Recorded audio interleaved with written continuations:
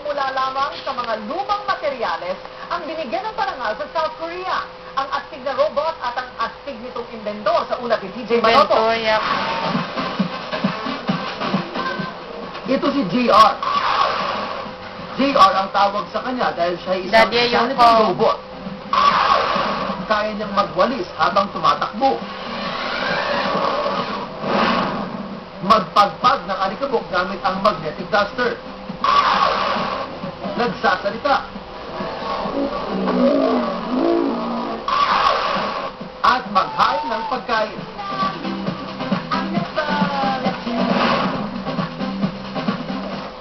Kaya naman nang isinali si JR sa APEC Educational Intelligent Robotic Competition sa Busan, South Korea, nanalo. Yan ba yun, Dad?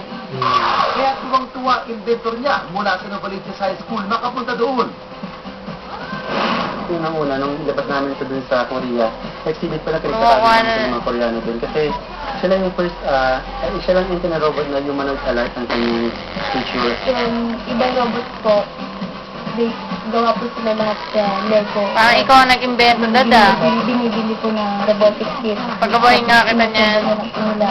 Pero si JR po, parang pinag-isipan po talaga. Kakaiba si JR sa ibang high-tech na robot. Nilagay din pangalan mo, parang hindi. At ibang material.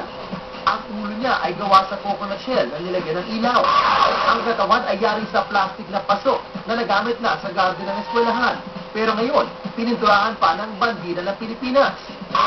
Ang mga gulong at motor niya ay mula sa lumang laruan na remote-controlled car. Mayroon din itong MP3 player at speaker kung saan lumalabas ang mga sinasalita niya at pwede ring magpatugtog ng mga kanta. At may isang kamay para sa duster at isa para magsilbi ng snacks. Naging inspirasyon din si JR sa mga estudyante ng pangpublikong paaralan. Para sa Bandila, TJ Manoto.